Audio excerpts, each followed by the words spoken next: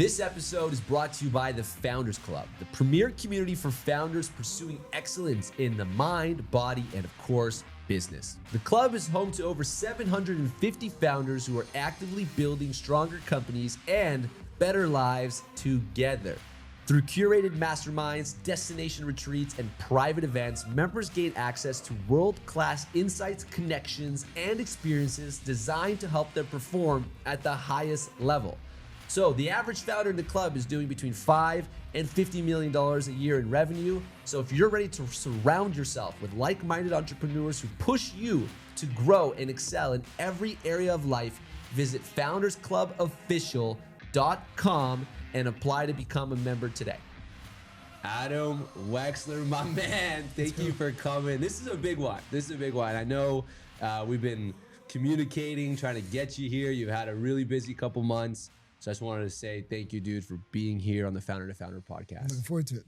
So I always say I like to peel back the onion. I want to go back in time because we'll get into, bootstrapping, building multiple incredible businesses to get to this point. But where I want to start is in the beginning. Where did entrepreneurship first start for you? Like usually there's this bug, this spark. Like take me back to the beginning of Adam's entrepreneurial journey. Sure. All right. So I'll start that answer by referencing, my dad has had a business for a long, long time now. It's a commercial real estate reporting business. And I as a teenager, I would constantly be giving feedback and, think that he could improve it in different ways, and he wouldn't listen to me and I would get frustrated. And so that was that. My grandfathers, who I never met, who died before I was born, were both entrepreneurs. One was an entrepreneur in Miami. The other was an entrepreneur who moved that chiropractic practice, or he bought one in Carrollton, Georgia, which is what ultimately brought kind of my family to Georgia. Wow. And so, yeah, in terms of my particular story, I think, as a tech entrepreneur, it really starts heading into my fifth fall in Athens, Georgia. I went to the University of Georgia. Right. And I had just wrapped up the music business program at the University of Georgia. I was a real estate major, but I did two certificate programs. One was a leadership program. One was a music business program. And I really wasn't enjoying the real estate program. One thing that only hit me after the fact, or maybe while I was in the program, was that the reality of my dad and my mom, who had been a real estate agent, was that my dad wasn't actually a real estate professional. He was actually a journalism professional, because he would report on commercial real estate transactions. But I was too naive to pick up on that when I was 19. You're like, my dad's in real estate. Yeah. That's awesome. And part of maybe why I just really didn't enjoy that program. But it was the music business program that really opened my eyes to kind of like pursuing other industries. And what was happening at the time was what I would describe as this kind of digital music revolution. And so like Pandora was coming up, Shazam was coming up. And I'm like, man, there's like an industry inside of an industry, and there's a lot of disruption going on. And so, around that time I was thinking, okay, I might go apply to go work for some of these companies that I think are onto something. Right. But then, one thing you may appreciate, I was actually, it was the summer going into my fifth year, and I went on Birthright. And, no way. And while I was in 23, I was 22 years old. Yeah, 22, 23. And that's when literally I came up, conceptualized my original tech startup. Wow. I know exactly where I was, what I was doing. And then I came back and I just got moving on it. And so for people who don't know, Birthright is like a all-inclusive free trip to Israel if you're Jewish and haven't really been to Israel. You can be 1% Jewish. Yeah, the goal is to bring Jewish people from the diaspora back in their youth, usually like in their early adult life, back to Israel. And it's like a fully charitable organization where super rich Jewish people donate and fund it. And every single person does it because it's the best trip. You get to see the whole country in 10 days. In 10 days, yeah. Wow. And that's where you had that first spark of like... It's in Jerusalem. No way. Yeah. That's incredible. So you came back from Birthright and you have this itch. You have this idea. Walk me through that, because typically the expectation is you went to school, you graduated, you should go get a job. You should, go make a salary. I had 6 hours left. And so I wasn't going to be completely preoccupied. There's a Georgia football, fall to enjoy. There's 6 hours of classes. And then I got some extra time on my hands, and conveniently enough, I had come up with this concept, but I'm not an engineer, and excuse me. And so question is, how do I build a tech startup? And my immediate move was, I'm in the business school, and also in the business school is the MIS program, the Management Information Systems, major.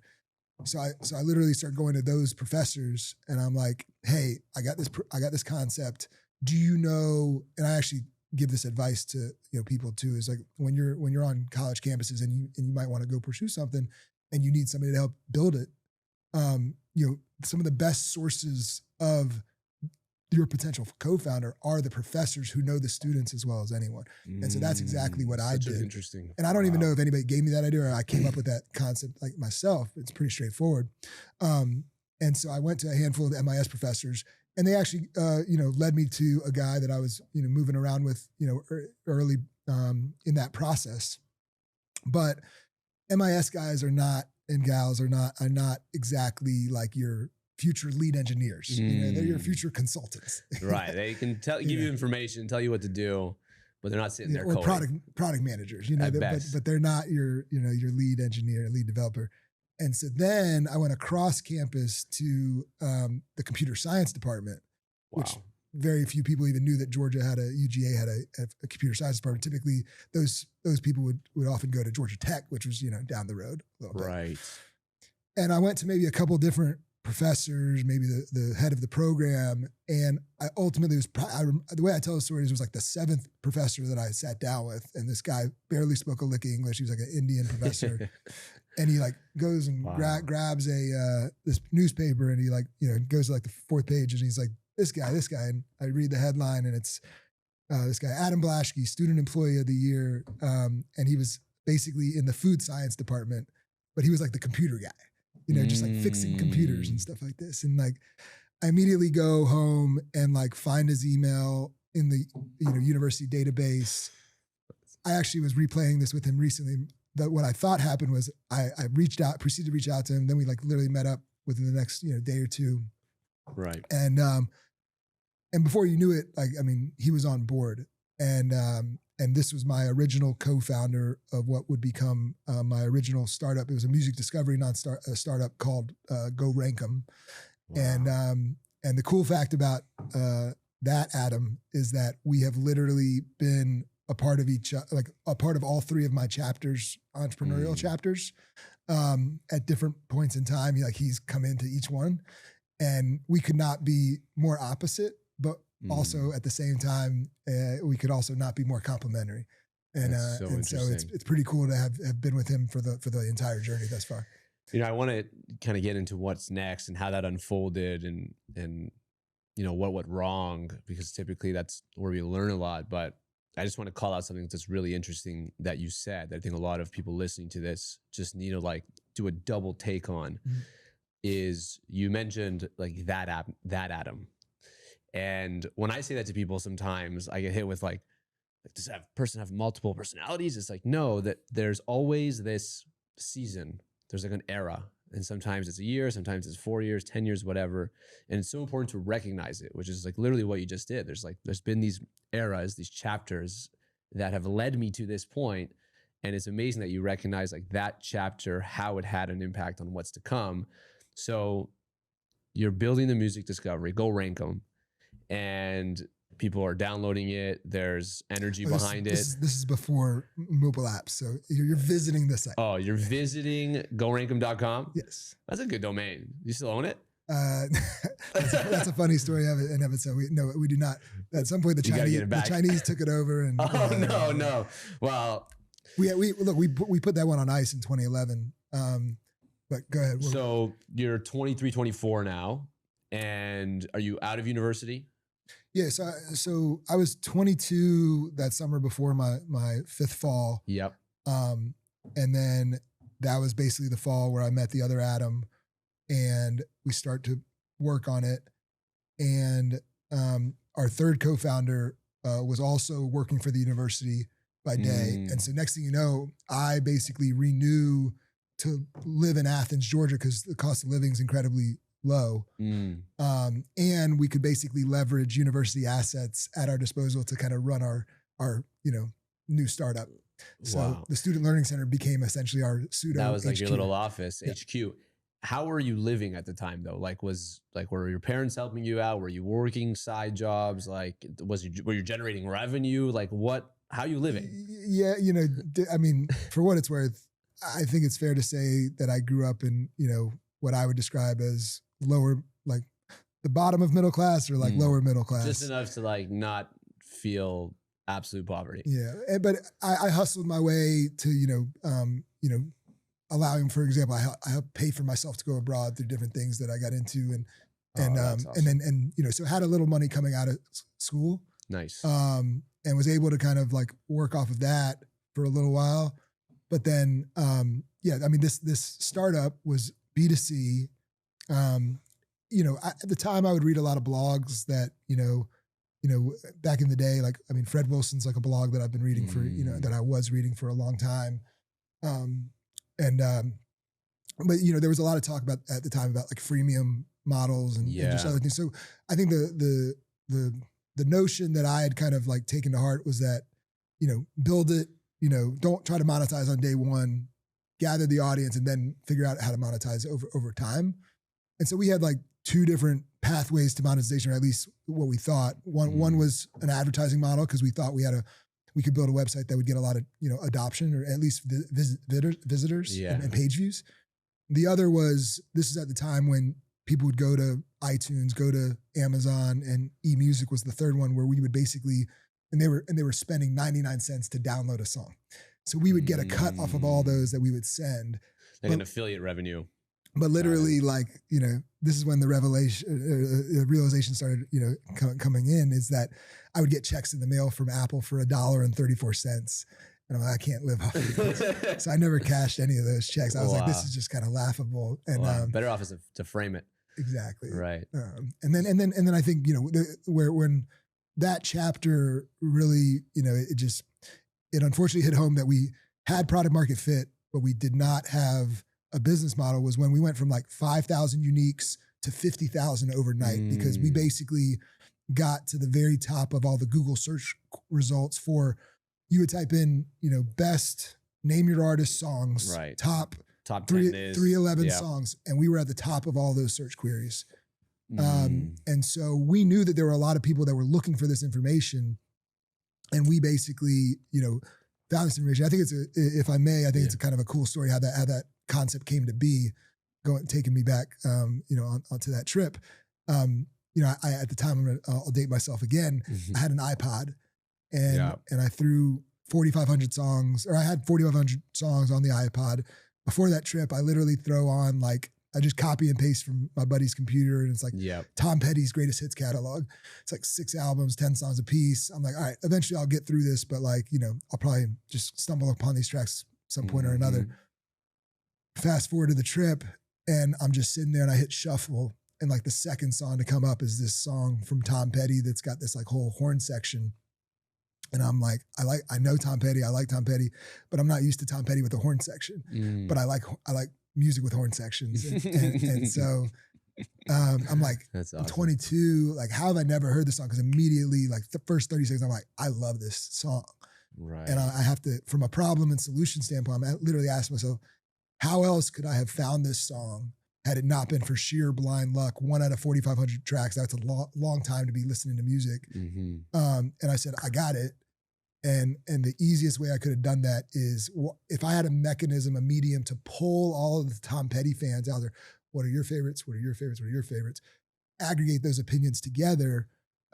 Wouldn't that be a really cool, resource that I could utilize, whether I wanted to start at the very top of the list, or because I know some Tom Petty, maybe I start at song number 10 and work my way down from there off of what was crowdsourced, basically. So think Wikipedia in terms of crowdsourcing. Yep. But essentially the model was a very simple one where I combined artist catalogs with college football, college basketball poll systems where they go out and poll 100 people a week to come up with the AP top 25 or the, the coaches poll. Yeah. And I put those two concepts together. And that was the origination of my original startup. That's so incredible. It reminds me of like when I was a kid and we used to have like MTV in Canada and they would do the top 10 like every week, but you would vote on it. TRL. Yeah, you'd call or you'd go on the website or you'd send a text, but it cost you like $1 million and your dad would yell at you like, what's this text bill for $1.25? Like I had to vote. It's kind of like that in a way where people get to aggregate everyone's top picks. And now everyone's used to like top 10 on Apple and Spotify and all this stuff. So talk to me about when that fell apart. What were you saying to yourself when that chapter was over? Because you're obviously super passionate about it. It's working. You're getting 50,000 unique visits, but there's just no business model behind it. Yeah, and that's a tough one to swallow. Yeah, visitors. And we're building that out of Athens, Georgia. It's not known as it's known as a music town, ironically. It's not known as a technology town. Around that time, I was wanting to move to San Francisco. I didn't have the means to move to San Francisco, but this was like, San Francisco's coming back again, but like this was also when San Francisco was like peaking and like obviously Facebook had moved out there. Yeah. And like You're like 25, 26 now? No, I mean, this is the era where it was 22 to 25, 26 was when I was pursuing this out of Athens, Georgia. What's up, founder to founder fam? I just want to quickly pause here and thank you so much for tuning in and being a part of this journey. Starting a podcast is no joke. And the fact that hundreds of you listen every single week means the world to us. We want to continue to bring better and different and unique conversations to you to give you the most amount of value. Our only ask is that if you enjoy the pod, to please just share it with a friend. And most importantly, leave a comment, DM us, give us any sort of feedback. This entire production is for you.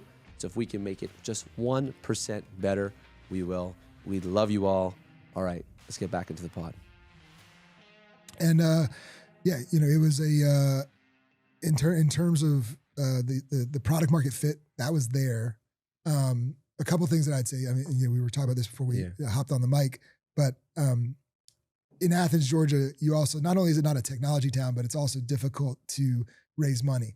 You don't have the wealth in Athens, Georgia that you have in San Francisco. You don't even have that in Atlanta, Georgia, but that was like the closest proximity to potentially go raise some money. And so, in terms of thinking about how are we going to, raise money for this that doesn't have this venture that doesn't have a business model. At the time, I was also another way that I was kind of getting exposed to the music industry was I was helping manage market a band out of Nashville, Tennessee, a rock band. And I through actually come to think of it, it was through Fred Wilson's blog, I had come across this thing called Kickstarter. Oh, yes. And so, I basically checked this thing out and I'm like, you know what? This band's trying to get on tour. We need to basically put up a Kickstarter to see if they can raise money for a van. And wow. And so we do that. We go through all those motions. I kind of led it. And sure enough, we raised, the goal was 10K and we raised it, in less than a month. And sure enough, they got their van and they're on the road, So that was like a cool project that I kind of like worked on the side. And then all the while I'm like sitting there thinking to myself, I'm like, they got their fans, like they're putting out an album. Like my site's got its own fans. So like, why can't I like leverage this platform for the sake of my own funding? And what was, it was before crowdfunding was a word. Wow. And so I forget if I communicated. I think I must have communicated with them to be like, hey, like we got this B2C site, can we use Kickstarter for it? I come to find out after the fact that supposedly we were the original tech startup to ever successfully raise money on Kickstarter. Wow. And most of the projects, even to this day, are like physical goods. Yeah, we were physical goods or board games you see. Sometimes you see people try to do movies and stuff like that, but it's really good. There's evolved into like other platforms that are more oriented around tech startup crowdfunding. But like, I'm pretty sure it was an employee at Kickstarter that told me that fact one day. And I was like, that's probably one of the coolest facts about that stretch of my life. That's so cool. And so, yeah, I mean, just to show you how, we were just kind of testing it out. We set our goal at like $1,000. Wow. We're just saying like, cause it was essentially like a glorified way to like ask our friends and family for money. What year is this? It's like 2013, 14? No. This is 2009, 10. I'll have to send you the link. Okay, 2009, 10. Maybe you'll put it in the thing for people to go back and look. I will. That's cool. I'll probably That's be the a one bit thing I embarrassed. love about Kickstarter is you can always go back and find any project, and it's like a snapshot of time, and you can see everything about it, like what they did to market it, the verbiage, who supported it, also the reviews after they supported it. It's such a cool thing. But a couple of things. I mean, because you know Kickstarter. What year did you do Kickstarter? We did Kickstarter in 2018, 19. Yeah. So I mean, look, I'm talking like 2009, 2010, when they don't even have a search engine. So like you couldn't find projects. So it was solely dependent on me pushing it out to my network, basically. So once again, glorified way to ask people for money. We didn't know if it was going to, it made sense why it would work for a band. It wasn't clear if it would, it would go over well for like a website. Mm-hmm. And so we set the bar super low. Within like, a couple of days, we hit our goal of $1,000. Wow. And then I was pissed off because we set the bar so low, it was a lot more difficult to go back and ask people for more money because we already hit our goal. Right. They're like, why do you need you more? said you needed $1,000. Yeah. We can use 10 though. So I was like, all right, so we're paying for our servers. Like that's basically the most interesting part of Kickstarter to me, for like, obviously we had a top 10 Canadian campaign of all time. Still top 10 all time.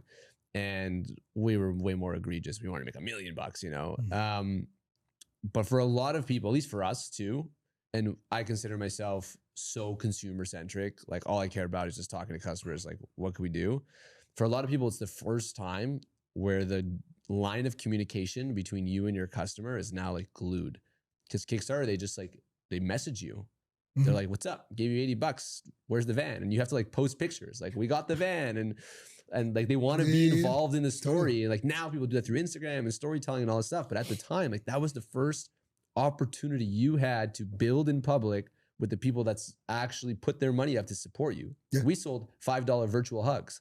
25,000 of them. It's like people sending me $5 for a virtual hug, just to like say, keep going, like I'm with you. Amazing. And I thought that like is the underlying beauty of Kickstarter. It's like people putting up their money to say like, whatever you say you're gonna do it, and they'll hold you accountable. And it's awesome to see. Yeah. No, I mean, it's an awesome platform, and that whole industry that's sprouted. I believe Kickstarter was kind of at the forefront of crowdfunding.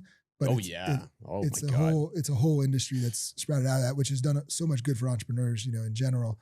Wouldn't be here today without it. Yeah. A couple, love to hear that.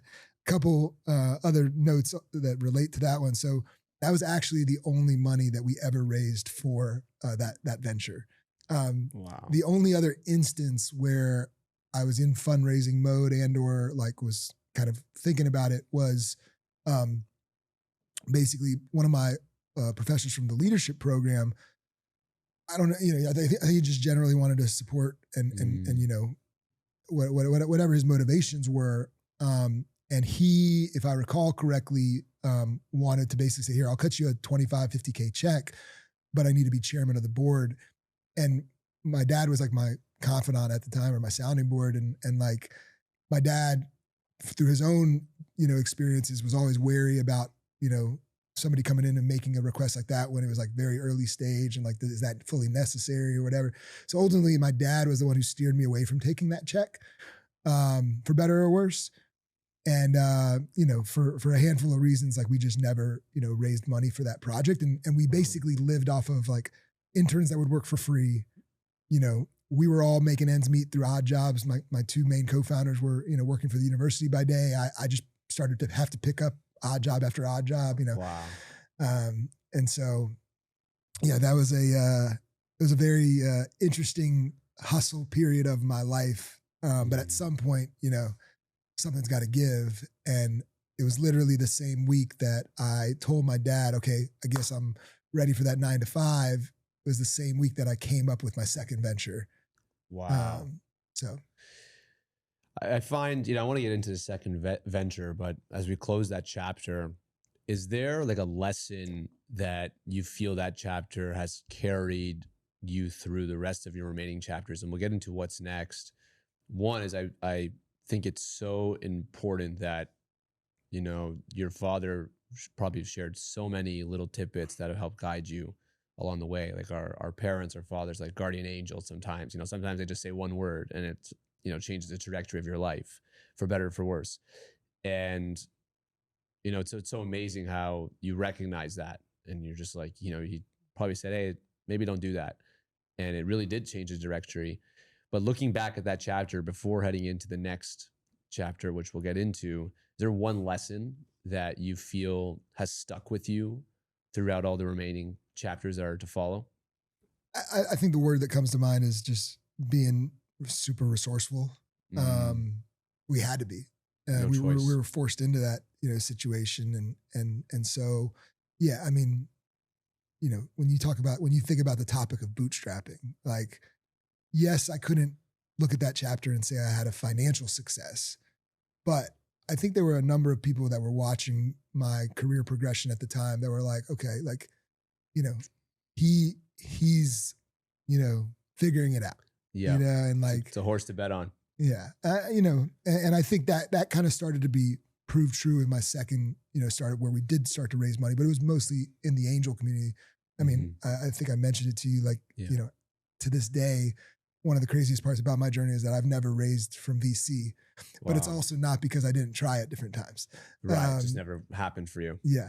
And so, yeah, the notion that, just being incredibly resourceful, and, when people say I don't have enough money or whatever, I would often push back, back then, especially. And I say, hey, look, if you're trying to build a site, you have one like must-have expense.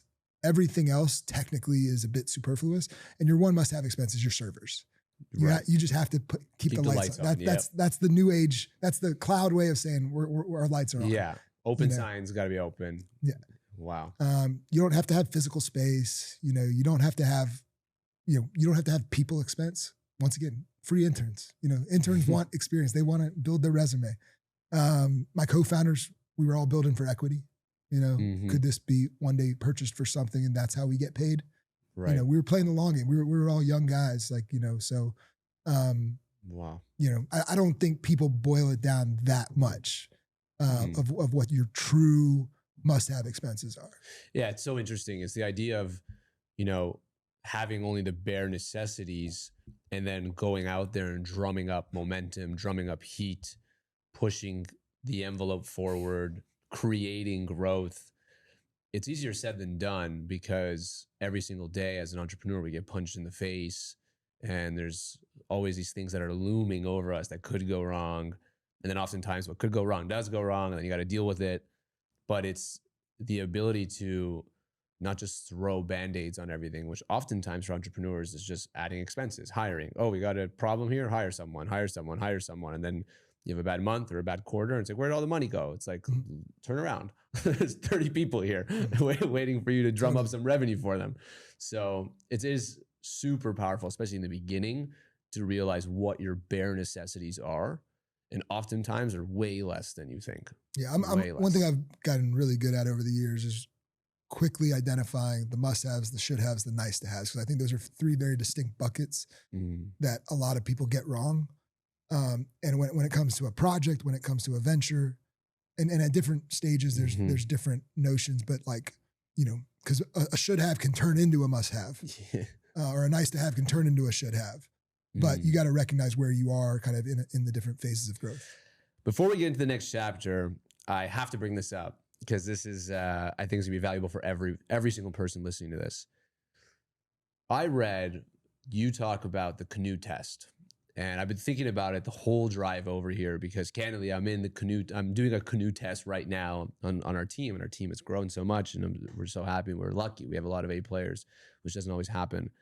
And I read about the Canoe test. I want you to explain it, because every single entrepreneur here, if you have even one employee, I think should think about this Canoe test. So explain it. What is the Canoe test, and where did it even come from for you? I was even going to start there. I can't claim credit for coming up with that. Okay, who gets it? Who gets the credit? All I know is that I very much admired a technology entrepreneur out of Atlanta named David Cummings. I first came across that concept through David Cummings. I'll have to ask him where he might have gotten it from, unless he came up with it himself. Yeah. But I think it's really spot on to your point, which is typically what happens is you go out and hire or you build your pipeline of candidates for a particular role. And then at the very end, not only does the main person, doing the hiring and who that person may report into say, would I like to spend a whole afternoon in a canoe with this one individual? But also some organizations would go one step further and say, like, let's let everybody, answer that question. We actually had an interesting example of that at PrizePicks. I specifically recall pre-pandemic where, amazing resume on paper, went through the process, got to me. I was like the last line of defense. And I go to the guy who was set to hire him, and I'm like, there's something off. Like, I just don't know if this guy's going to pass the Canoe test. And it wasn't because he wasn't capable. It was more just like he was a bit strange and didn't fit our culture. I'll have to bring that up to the person I'm thinking of before. I want to go back to the next stage. I know everyone's like, Aaron, continue with the story, and I'm like, I will get there.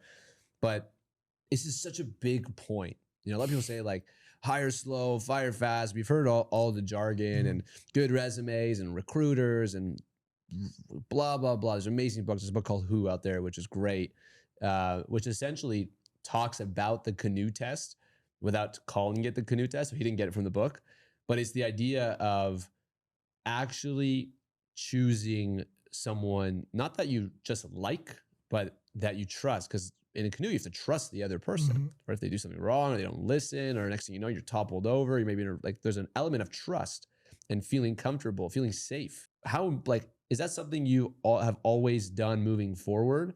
And do you think in general that people overlook that part of the hiring process? Like, okay, you know what? Someone is a perfect fit. So what if I don't vibe with them? So what? They're a good fit. I don't have to deal with them. I don't have to talk to them. It's like, how important is no, good fit, all those things, yes, but the whole team's got to vibe with them. Doesn't matter how good they are on paper. I think what I'd point to is that, with PrizePicks and we've had some big news happen recently, and my life is, set to change in a major way. And, I think about the years to come for me and whatnot. And I've started setting up the team around me in the last couple of years. I mean, it starts as simply with financial advisor, wealth team, accountant, lawyer, more recently, one cool fact is that a guy who I've co-founded ventures with is now back in the fold with me as my right-hand man. And he was our fourth co-founder of GoRankem, for what it's worth. That's at a super young age. He literally was one of our original 4 free interns. So cool. At 15 or 16 years old. Get out. He would drive, 2 hours to come to our meetings, every week. And he outperformed this we had 4 interns, and the spectrum was 15, 16-year-old Matt, who I met at a technology conference. And usually I was the youngest person in the room. At 23, I specifically remember when I met him, and he's trying to show me up, being, this baby face, 15, 16-year-old. Yep. Mom literally had to drive him to the event and come to find out, because he was not of age to drive in the States. And we had the other side of the spectrum. We had a girl that graduated, just graduated Georgia, was just doing a summer internship, 399, about to go to law school. And for him to really show, I mean, I understand why her head was somewhere else, but for him to just just show his acumen and his passion more than everybody else, we were at some point, we were this guy isn't just an employee of ours. This guy is our fourth co-founder. Wow. And he was my original co-founder of my second venture. And we tried one other thing at some point. And now most recently he's back in the fold with me. And I was literally just bringing it back to your question. I was having the conversation with him over the last week or two saying, hey, I'm at a point in my life where, most people do the Canoe test at the very end of the interview process. What I think I want to start doing is doing it at the very beginning. And so, for example, as I think about the people that are going to be involved with me in different things that I'm touching going forward, I'm literally going back to the well of people that I've had over the years, dating back to GoRankem, all the way since then. And I'm who are the people that I just really enjoyed building with? And we enjoy each other's company. It's ideally you're angling, in my opinion, how it should be is you're angling towards, it doesn't feel like work. It's more play than work. Yes. Or optimizing for fun. Yeah. And then when you're having fun, you're going to produce your best work. Exactly. And so to me, I think it's a bit of a radical, it's my kind of variation, my remix on the concept of a Canoe test is put it at the very front of it. And if they don't pass the Canoe test out of the gates, and once again, I have a good well to go back to because of how many people I've had involved with my life and my career to date. But even if you haven't had that, many people, I mean, you can still run a Canoe test on the front as opposed to the very back. Yeah. What you're describing is not widely accepted, but it's I'm really starting to understand the picture because it's how I operate. It's EQ over IQ. Obviously you want both, but it's the idea of momentum. And it's tough to build momentum when their culture is breaking, when you're not having fun, where like sales are going up, but everyone's like, this place sucks. Or it's like someone is always negative. It's like, even when things are good, it's bad. And it takes the life out of a business. It takes the life out of a startup specifically. And I think this was Toby Luke from Shopify was just saying every startup, every business exists at like room temperature, lukewarm at best. And it's the team, it's the founder's job to bring the fire. And to bring the fire, you need people that vibe with you, that you trust, that you want to build with, that make it fun. Otherwise, it's so difficult to bring the fire when you dread going to the office. I'll never forget, like there was a point, not in the current business, in the previous business, where I like was on the way to the office with my co-founder. We drive together because we live in the same building. It was a 20-minute drive to the office. And on the way there, he's like, "I want to go work at a coffee shop today." And we're like, "Yeah." And at the coffee shop, we had 16 people at the office, and we're looking at each other at a coffee shop, like a Starbucks. And he like kind of puts down his computer and he's like, "Why are we at this point? Like we should want to, we have 16 people there." And because we didn't do the Canoe test, and there was, I'm making this number up, 4 out of 16 that we just didn't want to be around them. And it's so important. I wish we would have had 10 people or 8 people that we loved in the Canoe test, because we would have been racing to the office because it's so much fun and we're enjoying it. And knowing that and operating that way, especially now, but also before, is like such an edge when it comes to competition and scaling. Yeah. One thing that you're also reminding me is that, with the Canoe test, you've got, there's people that are, another thing that, come to think of it, comes from probably one of the other things that I referenced that comes from the David Cummings kind of like a school of thinking is the notion that culture is your most defensible asset that you're gonna have. Wow. And and I'm a big believer in that, and I've lived that, and culture. The DNA of the organization is established out of the gates, basically day one, but I would say, even beyond day one. And it's super important that that core group, really, gels, or else like they're not going to be ready for the hard times and whatnot. Yes. And, I'll give one quick story there. When we were coming back from the pandemic at PrizePicks, we had, we were back in Atlanta. We'll go into where we were right before we were back in the office in Atlanta, and literally, I had one of the first 10, 15 guys say, "Hey, I want to move to New York City," and I was like, "You just got to give me 6 months. I need you here for 6 months while we're continuing to grow the team, because you are important to this culture." Wow. And we needed people in the room, especially this business of people that, this business didn't sleep.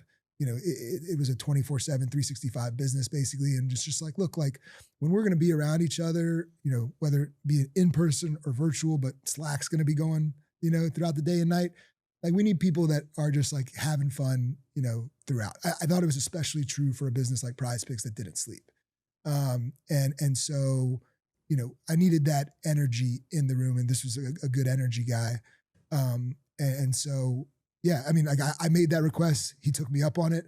Next thing you know, he ended up in New York City, and he's thoroughly enjoying it. Wow. But it was a critical.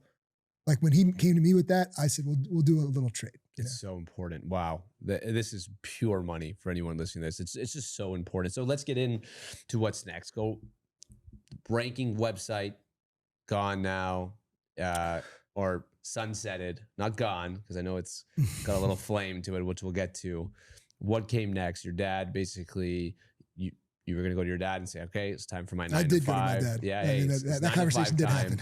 And then you have an idea. Yeah. You have a moment. So what's cool is, and you know, I was even looking at your background and thinking, and it kind of gave me this thought too, which is, you know, when you're building at a very young age, you know, in school, coming out of school, like you're just thinking about kind of concepts that are like relevant to you as a early 20 something, you know, oftentimes. And like, I even had the thought earlier today, I was like, you know, the big ideas, I think for the overwhelming majority of people, like those come to you when you had more life experience, you know, and one of the reasons why I'm such a big fan of travel is it just opens your eyes to things you've just never seen before.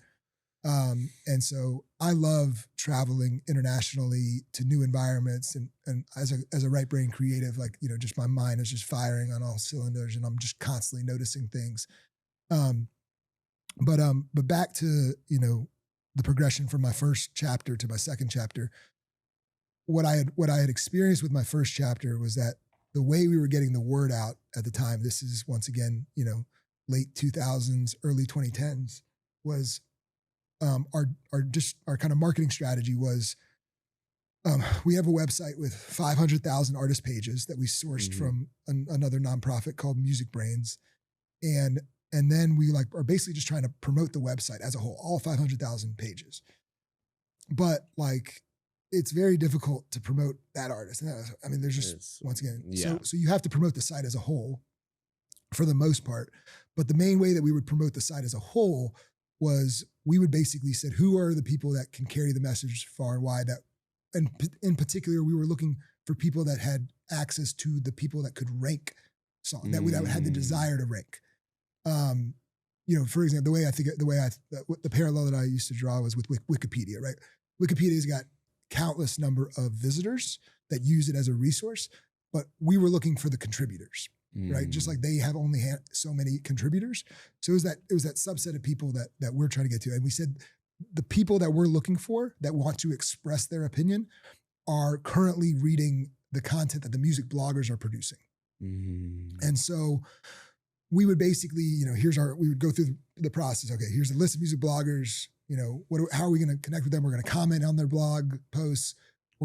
Twitter was just coming up at the time. So we're going to follow all of them. We're going to engage with them, you know, through app mentions, through DMs, like all that medium. And, you know, so fast forward back to 2011, and I made that comment to my dad, and it was around the same time where I'm like connecting with other entrepreneurs like out of Atlanta. And there were like two companies that stand out to me. One was called Scout Mob. That was one of Groupon's main competitors at the time. They were out of Atlanta. Scout Mob was out of Atlanta. The other was like a kind of a small retail chain called Barbados, which is naturally a burrito joint. And I think they both kind of said similar things to me, which was like, man, like, you know, we've got all these followers that we're building up on these different social media properties, but we don't know who makes up those followings. And I was like, okay, you know, that's interesting. So basically what you're telling me is that you really want to kind of take a deep dive into the audience and figure out who's following me and whatnot. And in particular, it wasn't just like who has the propensity to spend. It was actually the conversations were more centered around who has the propensity to share. Interesting. And so the original prototype that I mentioned, Matt, you know, the original prototype that Matt and I kind of got together to build was, okay, we can basically from the Twitter API kind of pull down all of the followers of each of these accounts. And then at the time there was this thing called Clout with a K, and Clout was like in the business of assessing like a social, essentially a social credit score, social media credit score. It was like a ranking system almost. Yeah. Yeah. But nobody had ever done it on like a brand level. So like Clout would do it on like an individual level. You had a Clout score, I had a Clout score, whatever. Right. But we had just pulled the list down from, you know, Twitter, And we're saying, okay, now all those people need clout scores. We need to associate their clout score. And then we literally just need to go into that spreadsheet and hit the sort button. Wow. And that was the original incarnation of what would become Insightpool, like my second startup. Wow. And it was such a simple premise again. And I love simple premise. I'm not a rocket scientist. You know, you talk about EQ and IQ, like I wasn't a 1600 SAT, guy, but neither was I. I'm really good at distilling things down to just stupid, simple kind of concepts. And I was like, like brands just do not know who are their most influential followers. And so we basically went back to those groups and we said, here's your top 25. You're your top 25 most influential people. Wow. Go reach out to them. Go do something with them. And that's where the conversation started to build with that business. And so we started with like some SMBs with that business. Started that business also out of Athens, Georgia, where I was still still operating. I was essentially there for over 8 years. Quickly figured out that, hey, if it's one thing for Barbaritos to pay me $10 a month, whatever. We got to sell a lot of that. $1.35 from Apple, $10 a month. We're growing. Yeah, we're growing. Growing, yeah. But just down the road in Atlanta, where I'm from, and I've got a growing network. Atlanta, I knew this random stat that Atlanta was home to the third largest concentration of Fortune 500 companies in the country. And so next thing you know, I get connected with somebody from my network who's working at Holiday Inn. And it's like towards the end of the year, 2011, it must have been. And they tipped me off that, hey, we've got like an extra, for Holiday Inn, these are just rounding errors, but they're like, yeah, we've got an extra $4,500, and they knew about the prototype and they're like, yeah, just help us with this campaign or whatever. And I think the campaign was something like, we're trying to get people to go on Disney vacations. All right. And so we had built this mechanism where we could basically pull down all of Holiday Inn's like followers, rank order them top to bottom based off of, their clout scores. And then basically we also built the ability to sort that list. And so literally in the bios, we basically just went into our system and say, okay, has anybody tagged themselves as a blogger? Has anybody tagged themselves as a mom or a mommy? Right. All these things. And sure enough, there were a number of people who were. So that business basically had two sides to it. It was like, first big step is identify your most relevant influencers. And then second step is turn them into your greatest advocates. And so we had built the first step. Now we needed to build the second step. And the second step, especially because we're already dealing with Twitter's API, was they're already following you. So you had the ability to DM them as a brand.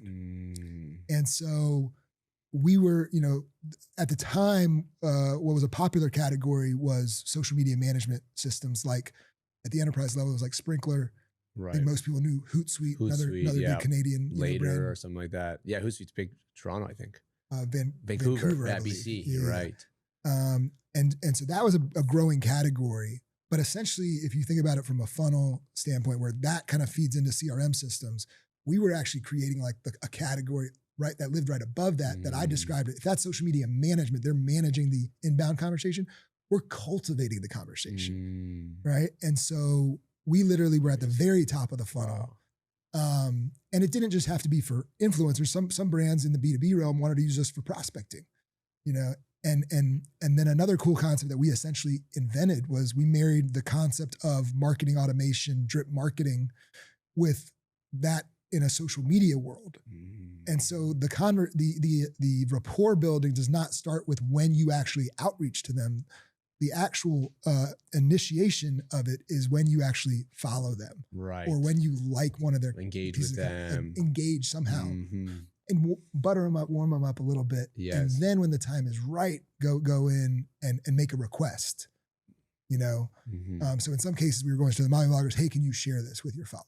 Or we were going to what we saw as just a mom, and we said, are you interested in this discounted, vacation? Because once again, this was associated with different campaigns that they were running. And to make a long story short, went off really well with Holiday Inn at the end of the year. Before you knew it, that turned into all of IHG, their entire portfolio of companies. Wow. And once we have IHG as like an anchor brand, we are off and running. And now we can go throughout we were this vertical agnostic, software where we literally then went down and grabbed UPS, Home Depot, Delta, Coca-Cola. Like we dominated the home front in Atlanta. And then we went national and got NBC Universal, UFC, and just like every vertical we were basically attacking. And we were one of the fastest growing companies out of Atlanta all of a sudden in 2013.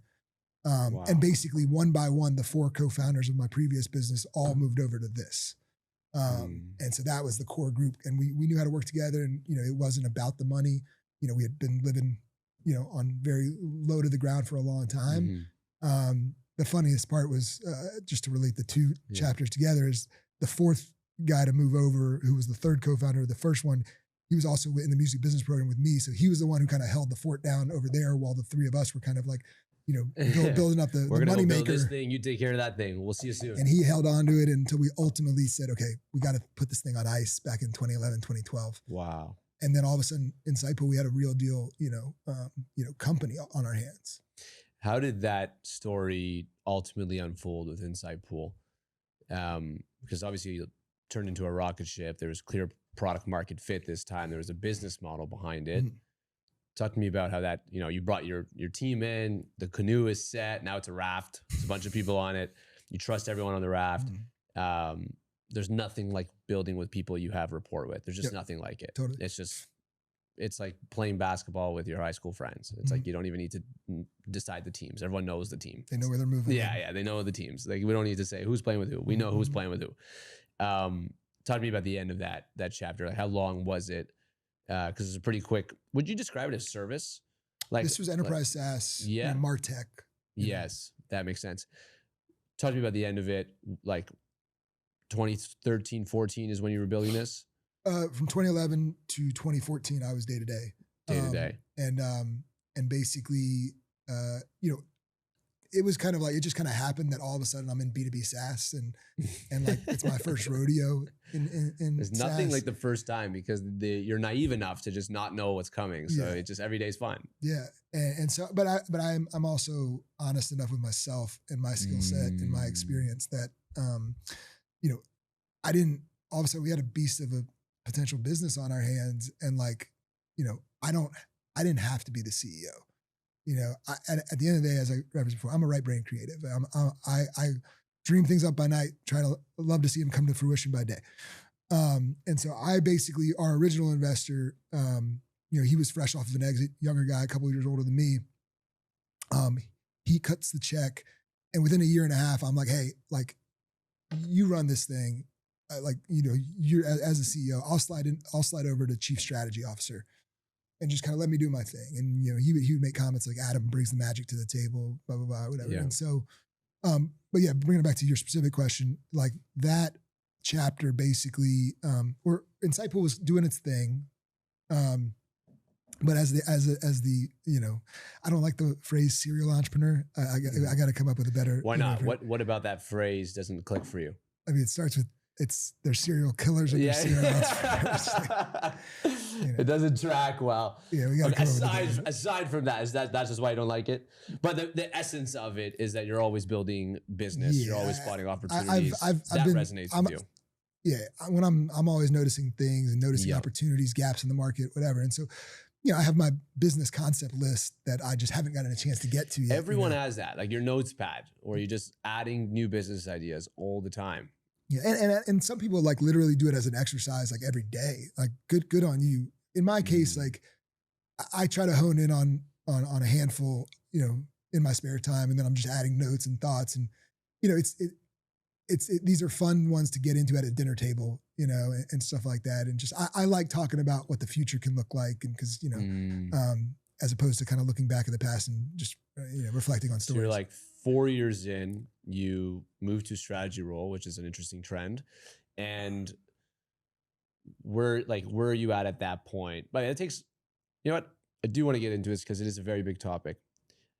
As an entrepreneur, many entrepreneurs, if not most, create business value in the world, and it's typically motivated out of lack at some point in our life, typically in our childhood. And some people funnel that into really bad things, and typically entrepreneurs funnel it into good things. They go out and they create value in the world to fill the void that they had or hadn't had when they were children. And a lot of that comes to when it comes to light is to seek validation, to prove someone wrong, to be able to take care of yourself, because no one take care of you. There's so many different reasons.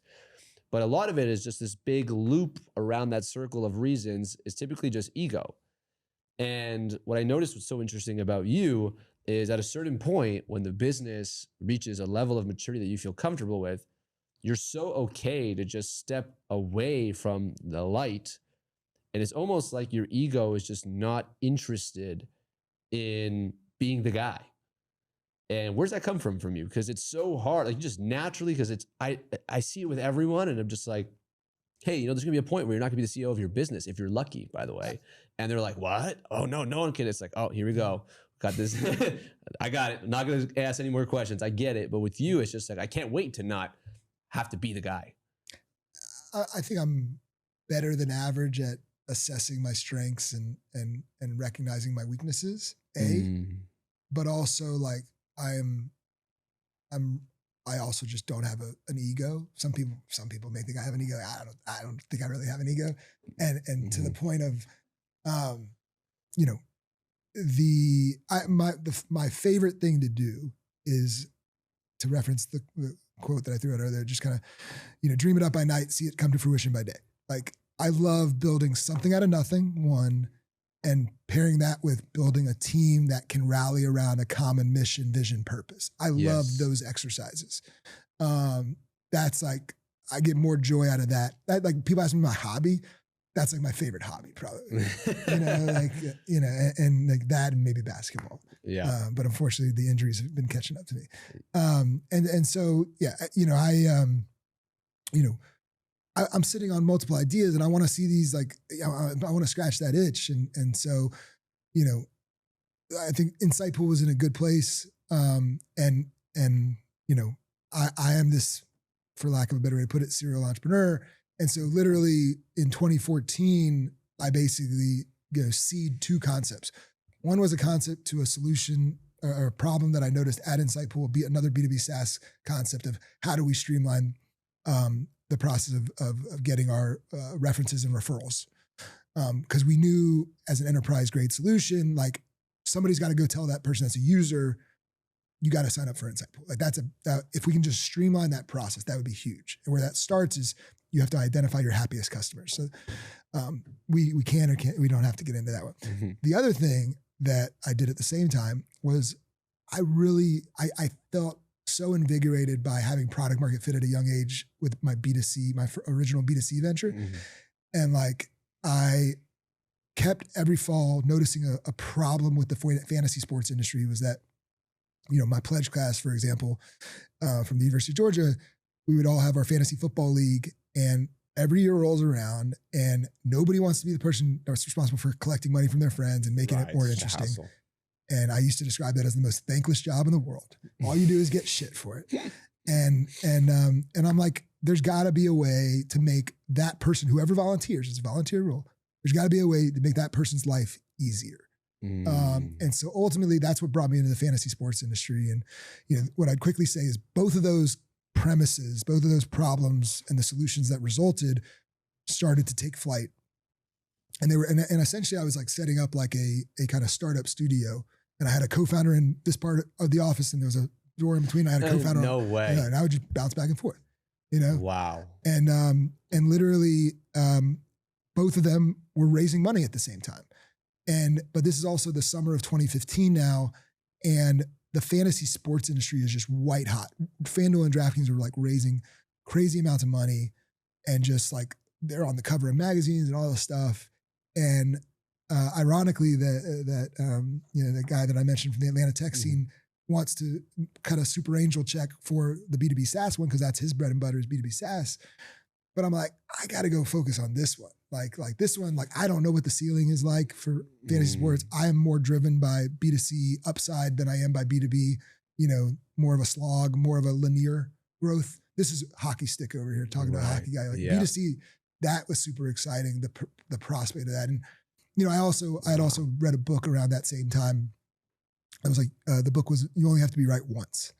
And it kind of chronicles, the guys who have created Spotify and created all these other B2C apps. And I was like, I love this stuff. Like, and so I went there, and we replaced me as a co-founder on the other one. And you went all in. It's. I want to get into now like PrizePicks, because obviously the roads were converging and you had to make that decision. You went with your passion. You went with what you really wanted to do. You saw that there was no ceiling, that you could take it to the next level. But a lot of entrepreneurs are told to just focus on one thing and stop doing 10 different things or spreading yourself thin. And you literally had an office that was divided in two between two potential ideas. Did it ever cross your mind that you're potentially not going all in on one thing because you have all these other kind of sticks in the fire was hurting you more than it was helping you? I'm a big believer, and I can point to experience with this. Like, you got to have a laser focus in so many respects. And so when I was kind of like co-founding the two ventures at the same time, this was kind of just like hedging my bet. Like, I'm at an early stage again. I don't know which one's going to really have legs. Let me see which one does. And sure enough, I went 2 for 2, out of the gates. And so then I had a real decision to make, because I always was going to go all in on one. I could only carry both of them so far as a co-founder as they start to build teams and whatnot. And so, once again, for a number of reasons, I was always more compelled by B2C. Right. And for anybody listening, like, what I would stress is like, that is a much more scarier proposition, because like the hit rate on B2C and catching lightning in a bottle and product market fit is not nearly as high as B2B. There's a lot of, I also read a very impactful article around that time where if you're a B2B SaaS founder that's had success, you can in many respects replicate that. Because I describe B2B SaaS in many respects as like more science. You're just refining sales strategies and stuff like that. Whereas B2C is way more marketing and like art. And so, definitely. But you have to have lightning in a bottle. And there was this article that had come out in TechCrunch talking about how there's so few entrepreneurs who have had massive B2C success and then been able to do it a second time. Like Steve Jobs and arguably Jack Dorsey were kind of two of the only ones at the time. This is 10 years ago now. I mean, I think you could argue Elon's in that company these days, but like, it's a very short list. That's incredible. So you go all in. Was it called PrizePicks at the time? Not at all. The original premise was called Virtual Commissioner. Quickly realized that was a very seasonal problem that we were solving. That led us to what would be called Side Prize. Side Prize was we basically took what we created as a digital treasure solution for fantasy football leagues and turned that into expanded that into facilitating side bets in fantasy leagues. So we're playing each other this week. Let's throw $100 on the matchup, because we're not for the league dues. We're not going to see any of those for 4 or 5 months till the season ends. But let's keep it fun. Let's chop it up. Keep it fun week to week, especially as the season just drags on. And so that premise kind of came about towards the end of 2014, officially incorporated, soon thereafter, and then started to raise money for that one in middle of 2015. When did you realize that this idea had the legs to become a multi-billion-dollar business? Like, was there a moment where it came from like, hey, solving one problem, okay, let's solve a bigger problem, to, hey, this is a multi-billion-dollar opportunity we're looking down the pipe right now? Well, surely not Side Prize. That's more PrizePicks. And so basically there were 3 very distinct products during this most recent chapter of mine. Side Prize was kind of like this upstart that was winning awards in the summer of 2015 from the industry. So the industry recognized that we were onto something. We were getting investment. We get selected for the LA Dodgers Accelerator program. So we head off to LA in the fall of 2015. And literally when we get out there, like, fantasy sports is like top of mind for everybody. And then within a month of being out there, like, the industry, like, the bottom's falling out because all the AGs across all these states are saying it's illegal gambling. Yeah, the regulatory. Because FanDuel and DraftKings just went overly aggressive because they were in an arms race almost. Right. And so literally, by the end of the program, literally the day of our demo day, I'm on stage at Dodger Stadium, and the New York AG basically says this is all illegal gambling. And then the dominoes kind of fell from there. And we were thinking going into the program, we're going to raise 7 figures, come out and scale the team. super excited about that prospect. But then literally we got one check at that demo day. It was one of the smallest checks I ever took for $12,500. It was just because the guy was an older guy that, basically just said, I believe in you kind of thing. But like we weren't going to be able to live off of $12,500, So the flights in the hotel to get there and back. Yeah. And then back to your question. Yeah. So that fall, end of 2015 through middle of 2017 stretch was literally just how do we possibly keep the lights on and get to the end? How do you see through that light at the end of the tunnel and finally get to the end of the tunnel? Yeah. And that's when basically, late summer, early fall of 2017 is when what would become PrizePicks was conceptualized. But you could, even though that was a very distinct thing, the only thing that came over from Side Prize, the second product, to PrizePicks was me and kind of like, you could argue what I learned from the industry, having been immersed in it. There was no tech, there was no team. It was literally me. But fall of 2017 is when we really got going with, and I had a new co-founder, in the mix, and then we got going with PrizePicks. Before we get into now what becomes PrizePicks, I think what's so interesting is your mindset at that stage, because when you go head first and you have momentum and you're excited, we got selected for this program, we're going to LA, all these amazing things are going to happen, people are using it. And then, the floor basically falls out and you didn't do anything wrong. Just shit happens to everyone's business. Things change. Many would kind of throw in the towel, be like, listen, we did nothing wrong. It's just, we're screwed here. It takes a special individual to be like, I'm not going to listen to anybody right now. And I'm going to go back to the drawing board and we're going to rise like a phoenix. We're going to come out of this. What was going through your head at that time when, most people would have just been like, good try. I got another business idea in my notepad that'll probably do well. Mm-hmm. So, couple things there. Number one,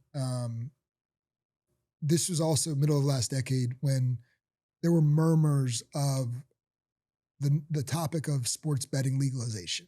And so you would think about what's happening in fantasy sports and say, is this in a weird way going to help accelerate the country towards sports betting legalization? Because if so, there may be a lot of entrepreneurial opportunities that unfold from that topic. And I think many would argue that it did accelerate things, but it was a very scary time.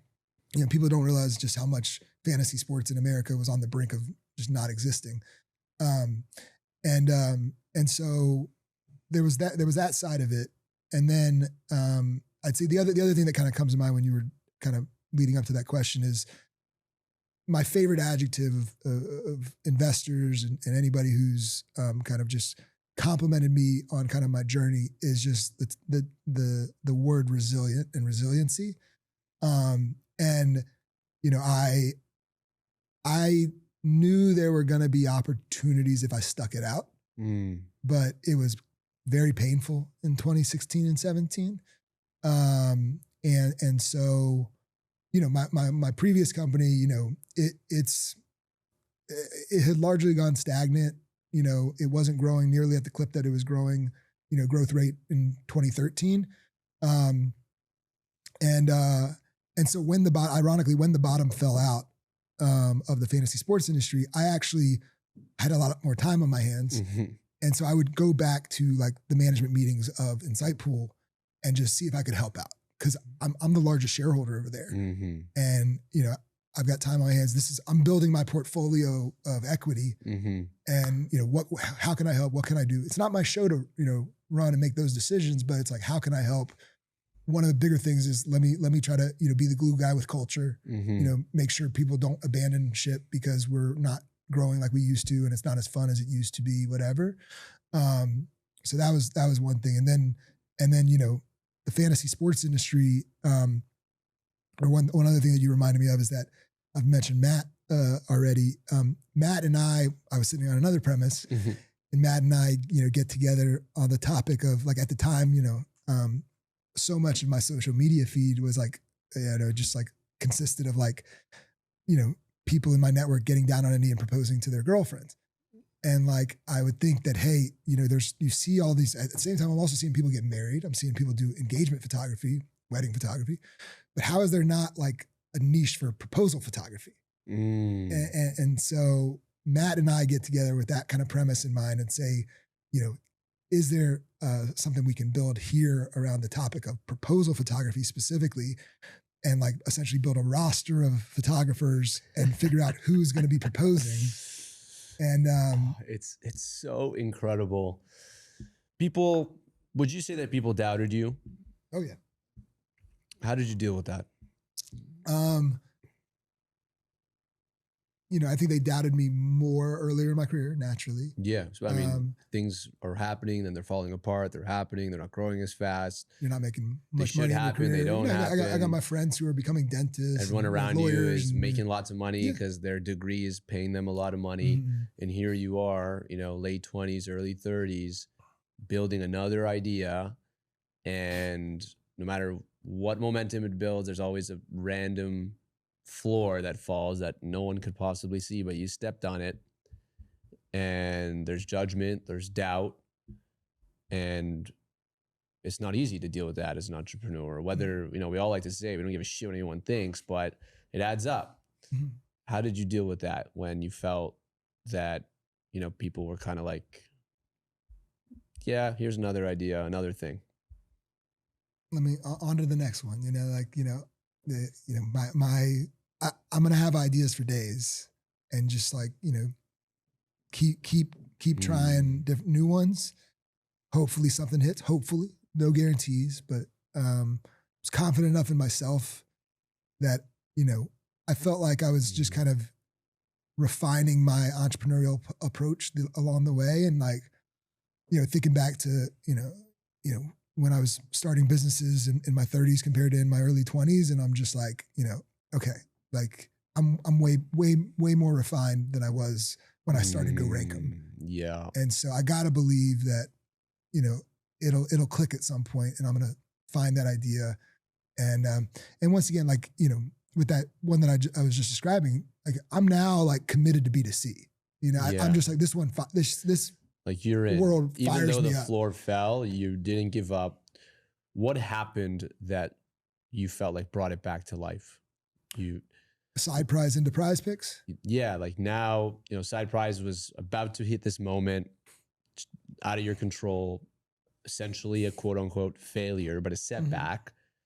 And what was the pivot into PrizePicks that ultimately, you know, made it what it is today? But what was that moment for you? What happened that unlocked what it is now? The biggest thing the biggest way I'd answer that question is, as it related to PrizePicks and kind of the year and a half or so that led up to it, there were kind of two things that I did very consciously that kind of, I'd say, set me up for that success. Number one, I was, you know, all of a sudden the topic of real money fantasy sports contests got down to the state level, and saying like, you know, is this illegal gambling, or is this, you know, something that's a game of skill and should be regulated properly? And the majority of states basically said it's a game of skill. We just got to put stipulations around it and whatnot. And DraftKings and FanDuel were leading the charge on those.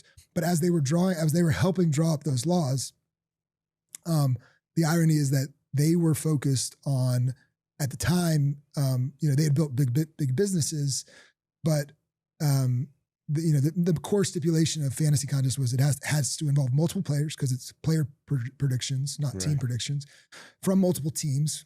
That one was centered around any integrity concerns. Right. Because it's one thing to grease two guys from the same team. It's a lot more difficult if you're going to different parts. And then the other stipulation from this 2006 carve out was that it had to involve multiple events.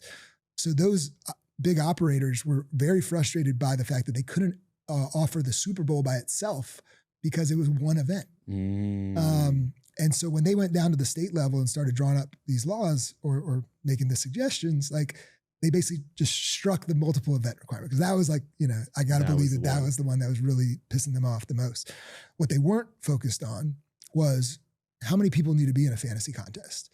And so there were different varieties of, I mean, every in these little laws, like every word matters. And like, there was like this one phrase that had different variations, but probably the most common version of it was these real money fantasy contests have to involve one or more participants.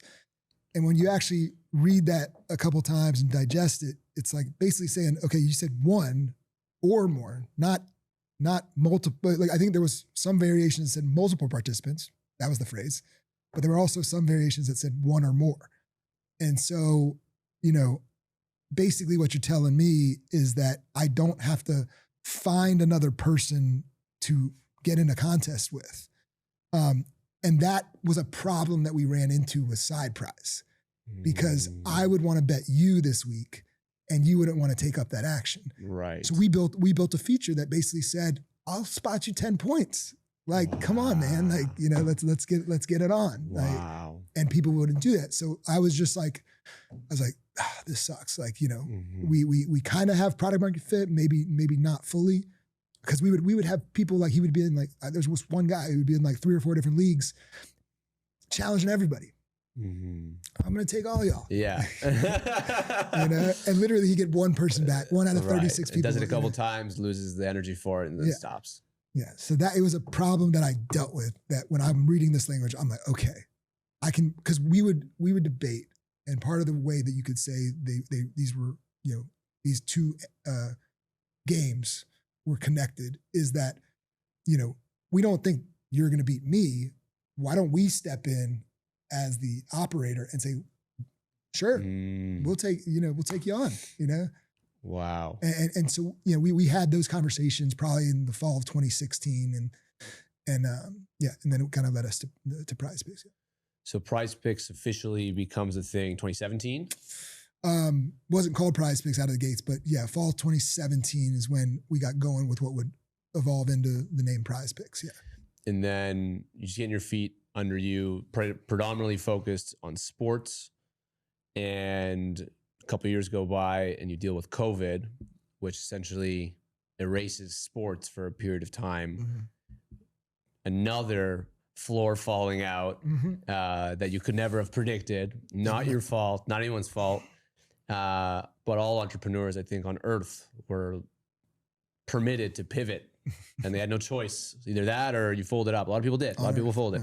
But you chose not to again, the doubt, again, potential failure. But Adam's like, nah, we're going to make a move. Talk to me about the move, the beginning of COVID that I think, like from my perspective, at least, like changed the trajectory of this entire business. And it was like in the darkest times and the most difficult times. So COVID happens. Now what? What's the team look like? What's the business look like? And what are the big decisions you had to make that ultimately paid off?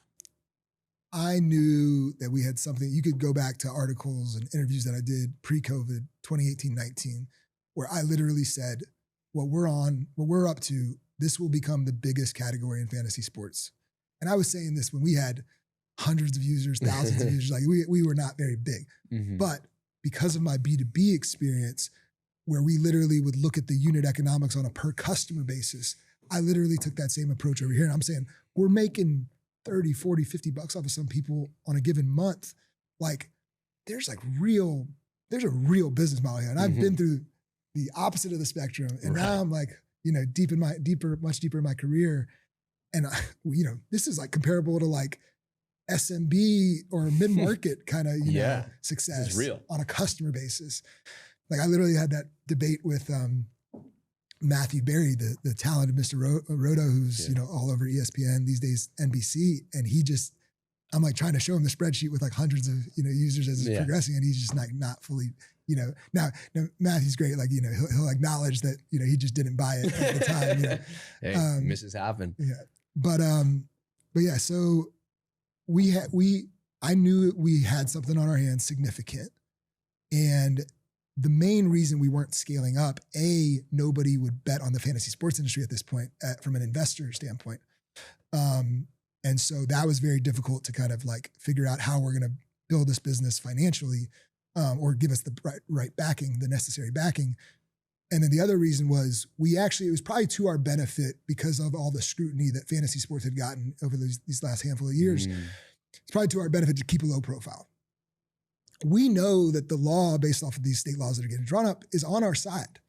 We're not like some people would, in my opinion, incorrectly describe us as trying to exploit a loophole. No. The law stated that we could do what we were doing. DraftKings and FanDuel after the fact would basically, try to argue that, oh, we didn't mean it like that. Right. Well, then you should have drawn it up differently. You guys literally were responsible for doing these state laws more than anybody. Right. And so that's a whole nother conversation. But, bringing it back to COVID, like you said, just got blindsided. I mean, you heard murmurs, but nobody had ever experienced anything like it, in our lifetimes. And so sports around the world turned off. There's a lot of stories there inside of that, but kind of like you called out, like I'd experienced 2015. That was kind of like, especially in this business, the other time where I'd essentially experienced something with a lot of parallels. And then literally sports around the world turn off. And like, I'm like literally not phased. And the next day where we like are not, it's not clear to everybody that we have a business. I'm cool as a cucumber, Unbelievable. And really? One of the younger guys that we had is literally just like, his eyes are, white. He's borderline, crying, and I'm just like, we got this, but we had to quickly, reset. And we had going into the COVID, we had about 20 full-time, 30 part-time. So we had a staff now that, we had mouths to feed and a real expenses on our hands. Post it. I mean, literally, I brought it down all the way down. Because once again, I knew how to basically say, you say you have, necessary expenses, like let's actually go line by line. And so literally that other Adam who came into the picture in 2007, he had literally been moonlighting with us, had finally exited my second company. And then his first week with PrizePicks was the week of COVID. And he was already giving us a great deal on his services, basically. And I'm like, the only person that I care about making sure they, we're not going to screw him like that when he just finally comes in is the other Adam. And we're just paying him $5,000 a month. Like, steal of a deal for like a lead engineer type. Insane. And obviously he had a little equity package on top of that, but so that was that. So he was on salary. That's like, okay, my co-founder and I, Jay, like we know we're not taking salaries. Yeah, that's first to come off the list. Yeah, exactly. And then I told the other guys, I was like, look, guys, like we've got to cut all salaries right now. There was one person who we knew we wanted as a part of like the core team on the other side of COVID, and that person needed a stipend. So I was like, okay, one salary, one stipend, everybody else cut off. But the main thing I said, and I'm going to bring it back to where I think you were going, is we quickly wrote up, okay, if sports start coming back, who's that team that we need on the other side? And to those specific individuals, like I said, hey, I don't have money, cash to pay you right now. Like we got to cut all that right now. But the one piece of currency that I do have is equity, and I'm going to rejigger your equity package and you'll thank me later, basically. Wow. And I can promise you those couple people like that I'm referencing will absolutely thank me later for that particular dynamic, because they cut the best deal they've ever cut in their life. Wow. And I was overly generous with, but I just needed everybody to recognize like, hey, like we got to get through this. I'm gonna take care of you, kind of thing. But you just got to find a way to get by right now, like on your own. Because I gotta get the business, stabilized. And then I think where you were going, and you tell me if you want to kind of ask a more specific question, is now sports are back in the summer of 2020. Yep. And I'm like, okay, like we are a much smaller staff, and yet you could tell there was pent up demand. Everybody's at home. Yeah, went nuts. And so literally, January of 2020, for example, was our record month at the time. August of 2020, before football even comes back, outdid January. Wow. And we're less than half the resources. So you talk about, revenue per employee and whatever. I'm like, okay, this is a very efficient operation now. But the biggest thing that's lacking is we are a business that, once again, doesn't really sleep. So how do you get everybody under one roof? And that was the riddle that I was like trying to answer, around the time of August of 2020.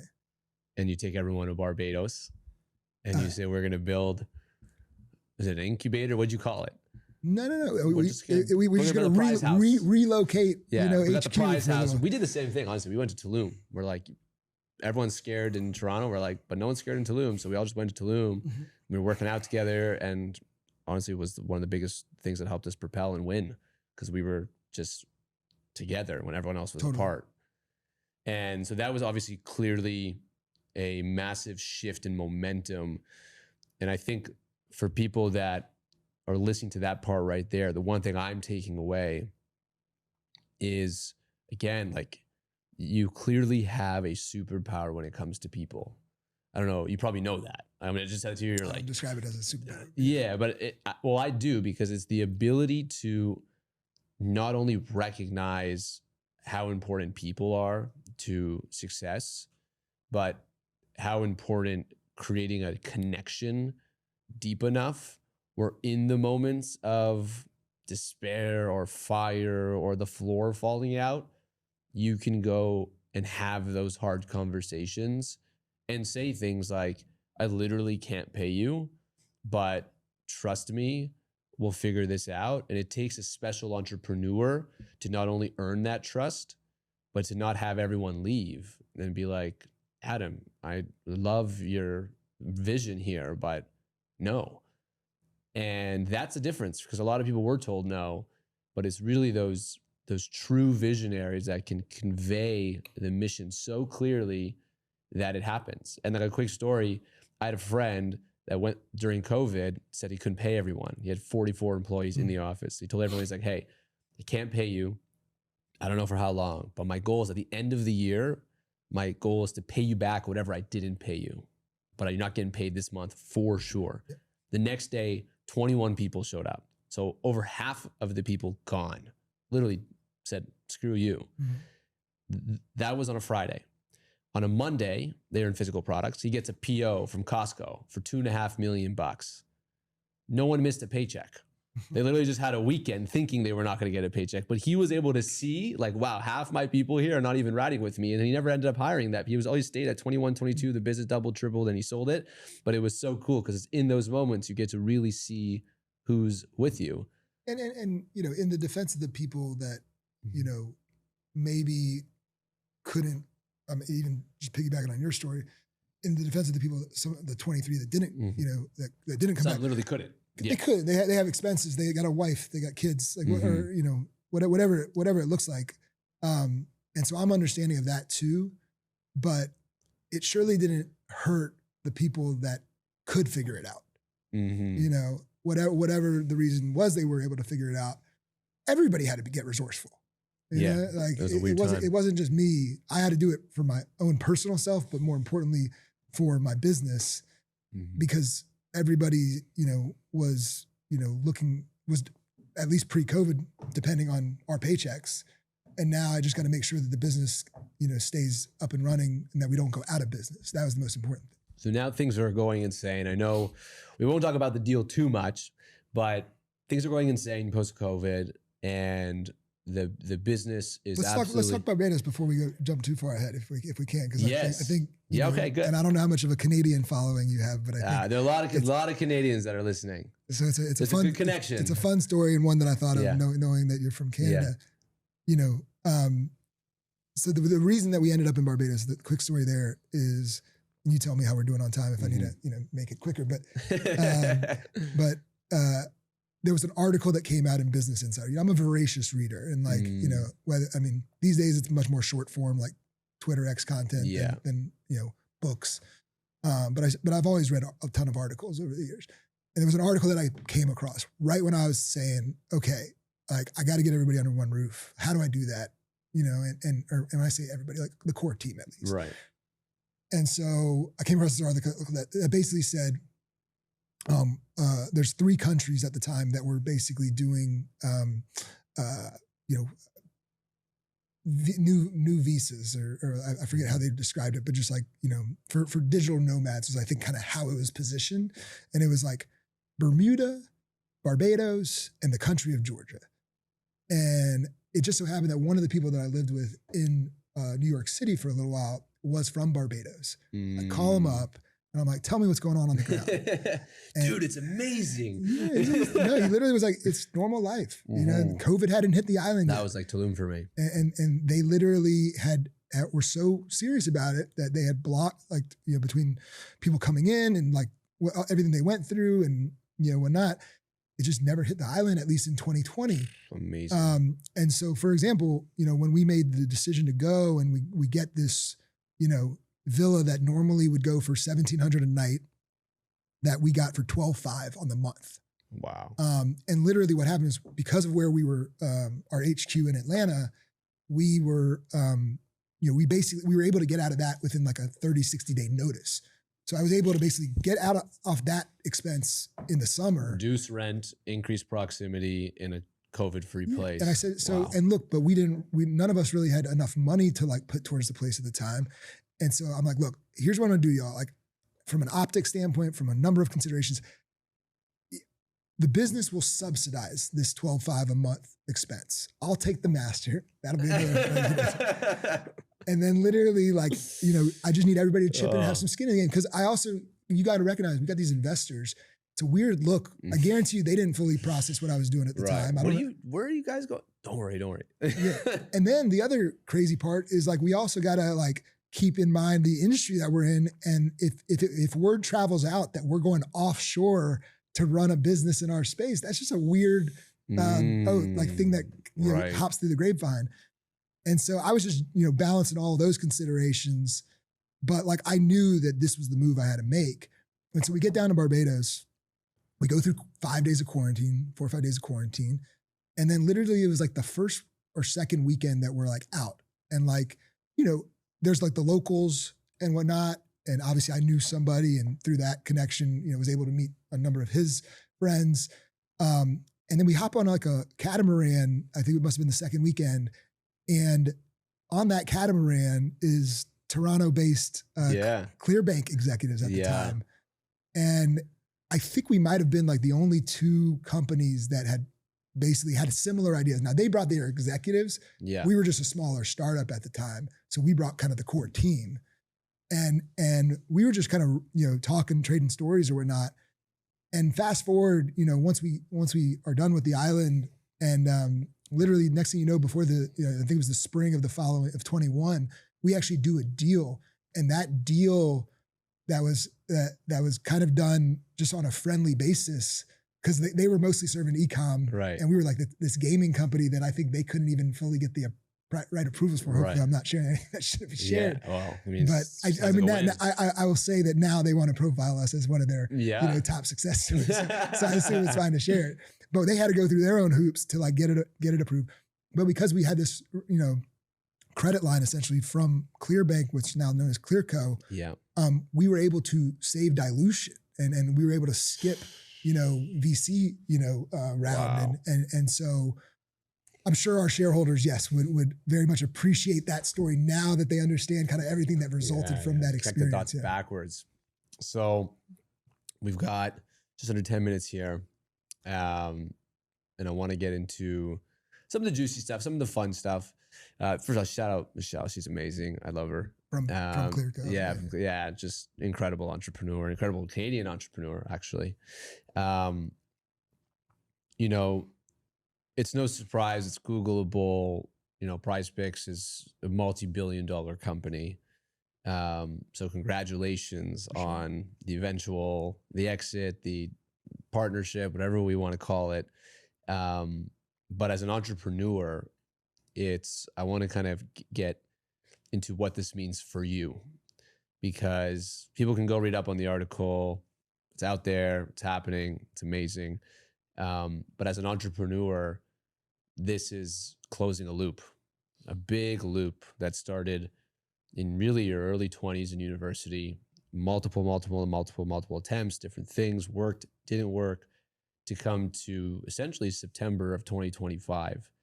And doing a deal, having done one myself, not at that size, is incredibly stressful. Like at any moment you think it's going to happen, and then one text you think it's not going to happen, and then it is going to happen. It's not going to happen. It's like, it's never done till it's done.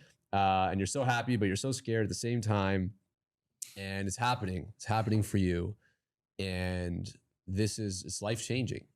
It's life-changing. And so just talk to me about like your mindset now, closing out this circle, what it means for you to not only build a multi-billion-dollar company, but to realize what I like to say, self-actualize the top of the pyramid, and how you're processing this, because it's very recent, which is why I love the timing of this, because it's like in 10 years from now, you're gonna have a completely different perspective. But right now in this moment, we'll be able to reference this. We'll do this again in a couple of years and be like, remember what you said? What does this mean for you? How are you feeling, having been a part of, creating something that goes out and sells for billions of dollars? Yeah. So we're recording, just to be clear, like deal was signed and announced a couple months ago. We're still awaiting the close, which most people don't recognize. Haven't gotten paid yet. We'll do a pod after he gets paid. Maybe it'll be a different answer. Yeah. But just the energy of it. There's preparation for that. And part of the reason it hasn't closed is we're in a regulated industry, and I don't need to go into all those details. Yeah. But the day of signing that deal, announcing it, forget the press. You don't care about that, because I know you just literally don't care about that. But what it means to you as an entrepreneur, this is every entrepreneur's dream, is to build something and have this moment. When it comes to the people that really doubted me in my first chapter, like by the time Insightpool started to see success and get accolades and stuff, like that was squashed. Like, so, Chapter 1, we took care of you. Yeah, just anybody who doubted me in my early 20s, basically. Right. I had business success. It was one thing to have like non-financial success. It's another thing to have like financial success, business, recognition in my late 20s. But like, obviously fast forward. So one thing that we didn't touch on is that the end of the Insightpool journey as a private company, because Insightpool was a part of 2 quick successive acquisitions. And that was a whole long process. Like, we get left at the altar after I'm told at 99% confidence it's gonna happen. Doesn't count till the money's in the bank. I'm maxing out credit cards. I'm borrowing money from friends. Like, that was a really brutal time. And this was right as PrizePicks was getting going, I should also mention. So that was really brutal. And then that one finally happens. I'm able to get like a mid 6-figure, lump sum, pay down debt, help family, and then use the rest that's left to help power PrizePicks when no other investors would basically believe in. And I did, with the company, I'm going to invest and show people I'm putting my money where my mouth is from an equity standpoint. But then I said, hey, I need some of that money to live. So this is in as debt. And give me that back soon, please. Wow. And so fast forward to, obviously now, and one other thing I'll call out, that also relates to what we talked about earlier, is that in the case of PrizePicks, I always said that I had no interest in running a public company, and like zero. And basically we were in need of we had grown so much, one of the fastest growing companies in the country, number 66 on Inc. 5,000. We were the fastest growing sports company for multiple years running. I basically handed over the keys over a year ago to a guy who used to lead Blizzard Entertainment, Mike Ibarra, and which was also a part of a massive acquisition to Microsoft. And these days, while we're recording, I'm the executive chairman and special advisor to the CEO. And so, in terms of your specific question, a lot of like what I'm doing this second is preparing for that close of the deal. What I'll be for a long time is an active board member. The other thing that's not even in the press necessarily, that just a quick little thing that I think relates to a lot of things that we're talking about, is I'm still going to have a lot of skin in the game going forward. So a lot of people, like literally people have no idea how to interpret what they read.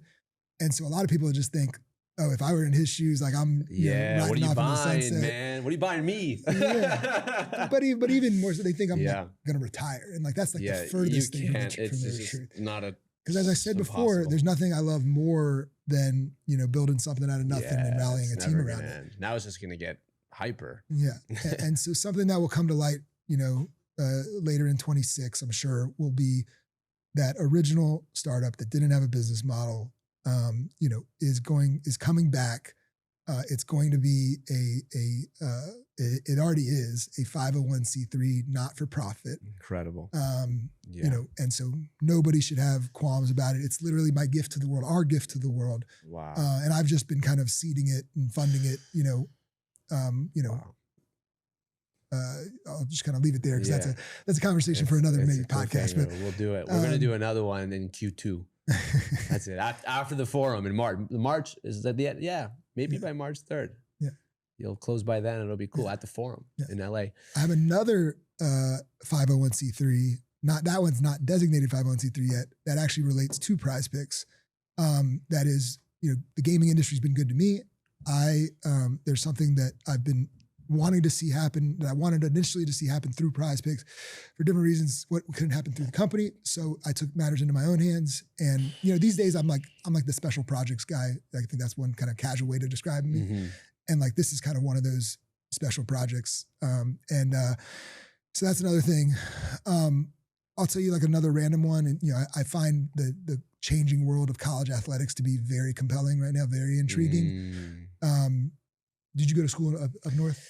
Yeah, I played hockey. Okay, that's right. My brother played D1 college hockey, so I was like around it. Yeah, okay. Went to the Frozen Four. It was cool for nice. RIT. It was really cool. Fun. That was my only exposure. Yeah, but I mean, like it is what's happening there in like 2025 is to me eerily reminiscent of what was happening in the sports betting ecosystem in 2018.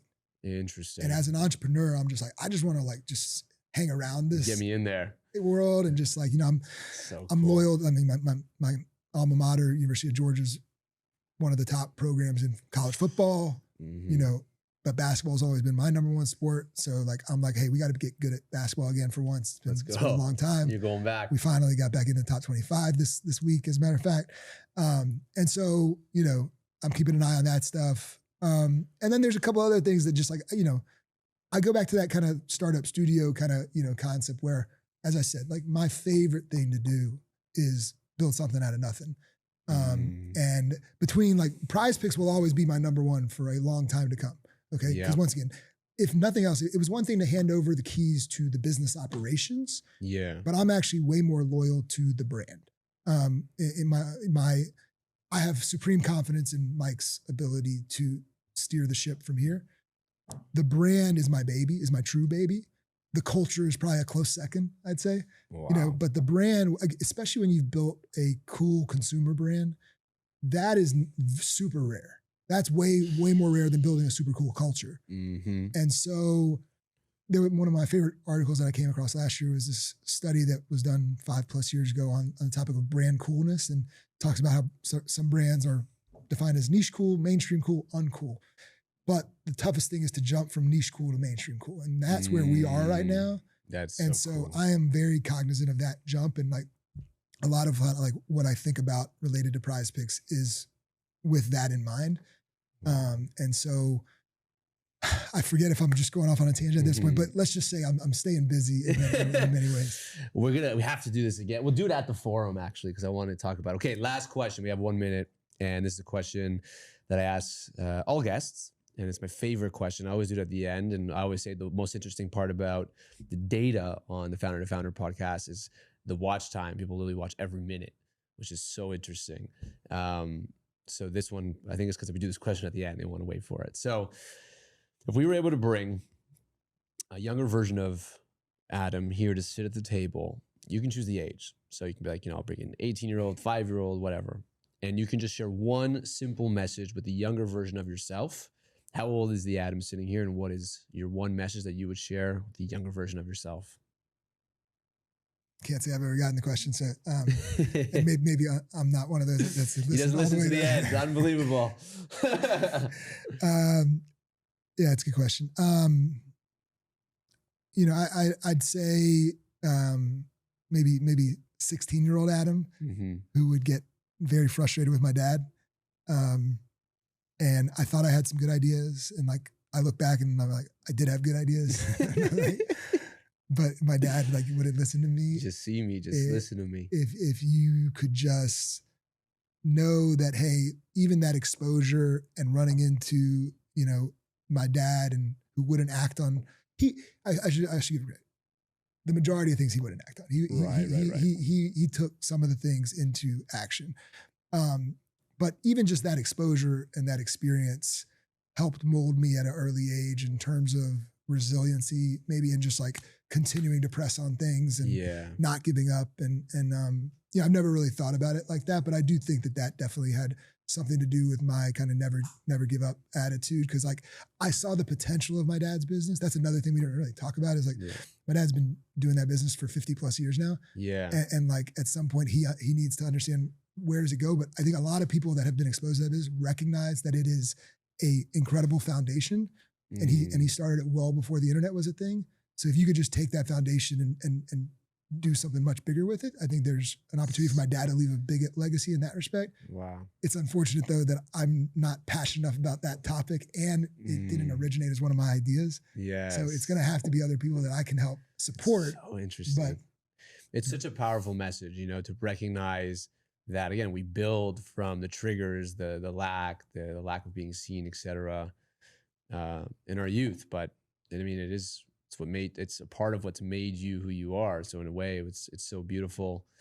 Adam, dude, we got to do this again. We got to do this again. Thank you so much. I think for everyone listening, this is going to be one of those podcasts that you got to listen to probably like 2 or 3 times because there's just so much value in this story and in the way you process things. It's like, got to write a blog or something. You got to just do like a mind dump. There's more to come. Yeah, just constantly dump because the way you process and digest information and don't allow really difficult, hard shit that would crumble people to the ground and you turn around and you face it.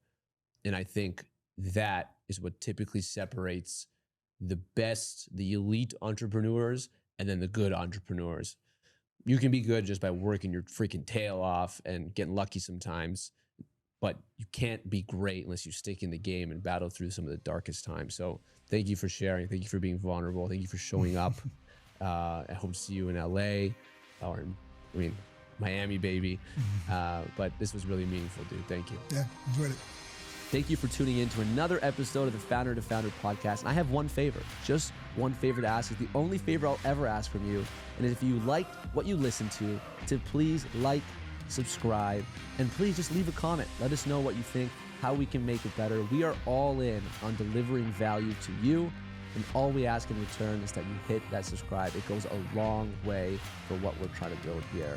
And as always, we post an episode every single Wednesday. So stay tuned and thank you for tuning in.